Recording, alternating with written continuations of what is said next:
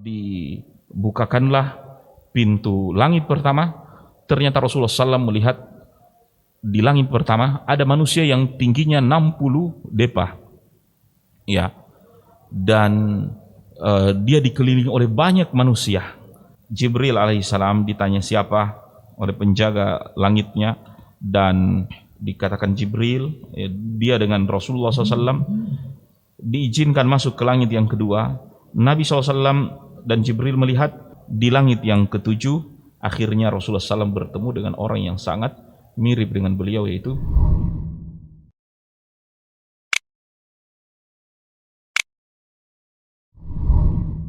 Jibril alaihissalam yang memandu perjalanan itu. Ketika sampai di pintu langit pertama, ditanya oleh malaikat penjaganya, ya, man, siapa?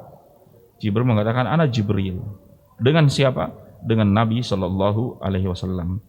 Ya, maka dibukakanlah pintu langit pertama.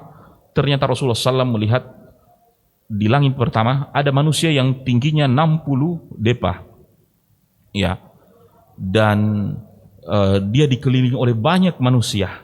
Setiap kali melihat ke kanan dia merasa gembira, tapi melihat kaum yang berada di sebelah kiri dia agak sedih. Ditanya pada Jibril siapa?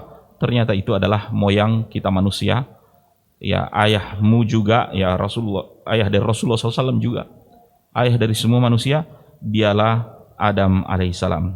Dan ketika Nabi SAW bertemu, Adam memberi sambutan, ahlan bin nabiin soleh, ya, wabni soleh, nabi yang soleh dan anakku yang soleh.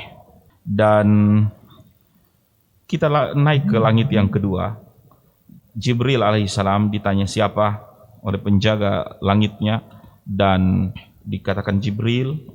Dia dengan Rasulullah SAW diizinkan masuk ke langit yang kedua. Nabi SAW dan Jibril melihat Yahya bin Zakaria. Allahu Akbar. Di langit yang kedua ini ada dua nabi di sana.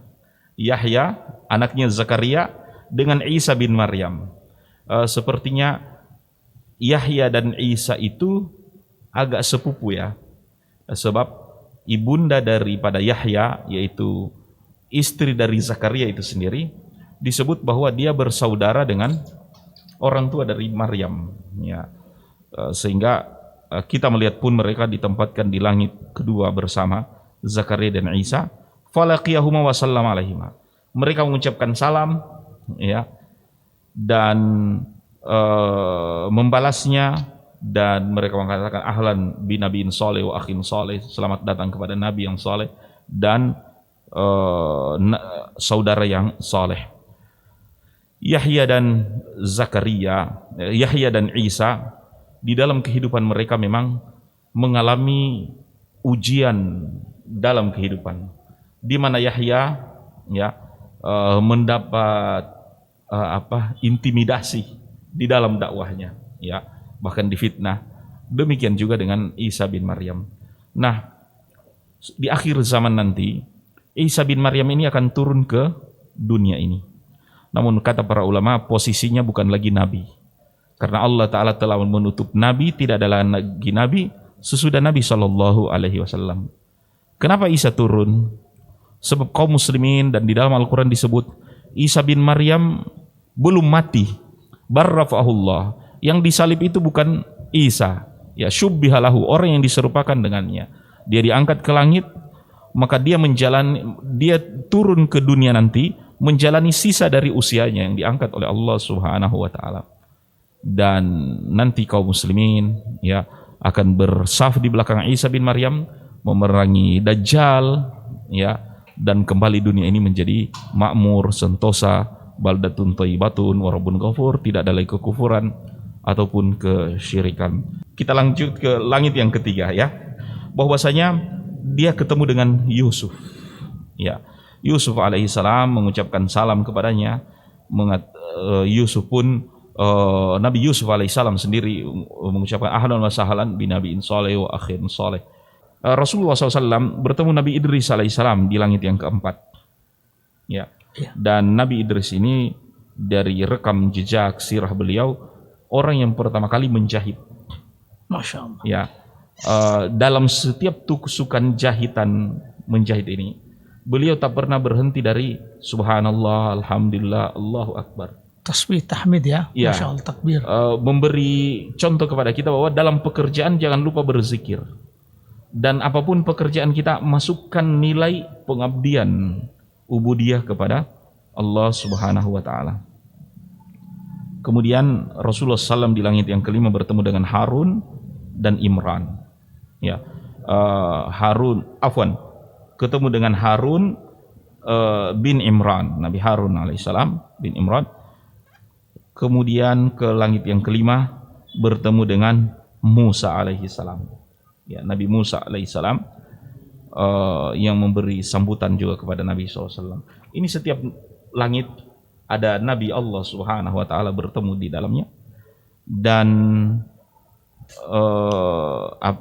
di langit yang ketujuh akhirnya Rasulullah SAW bertemu dengan orang yang sangat mirip dengan beliau, yaitu Nabi Ibrahim alaihissalam.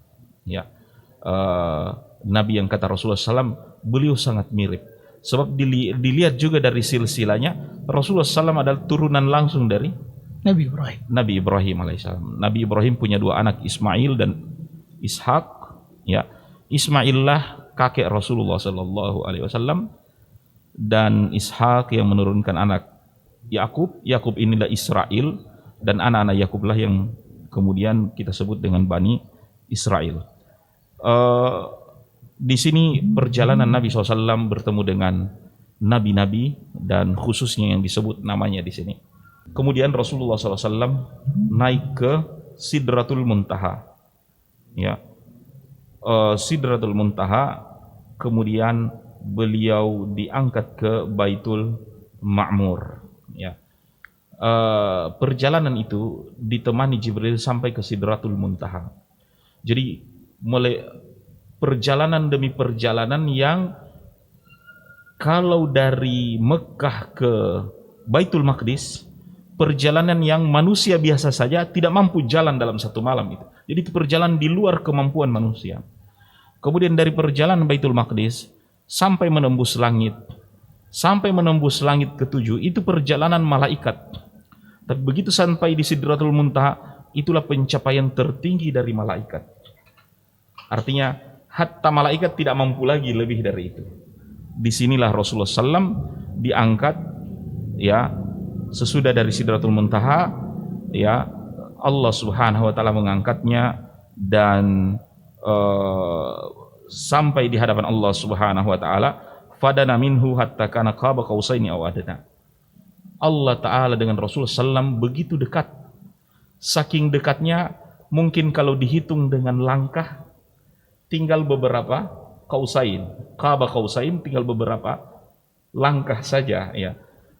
Fa'auha ila abdihi ma auha, dan itu disebut di dalam surat An-Najm.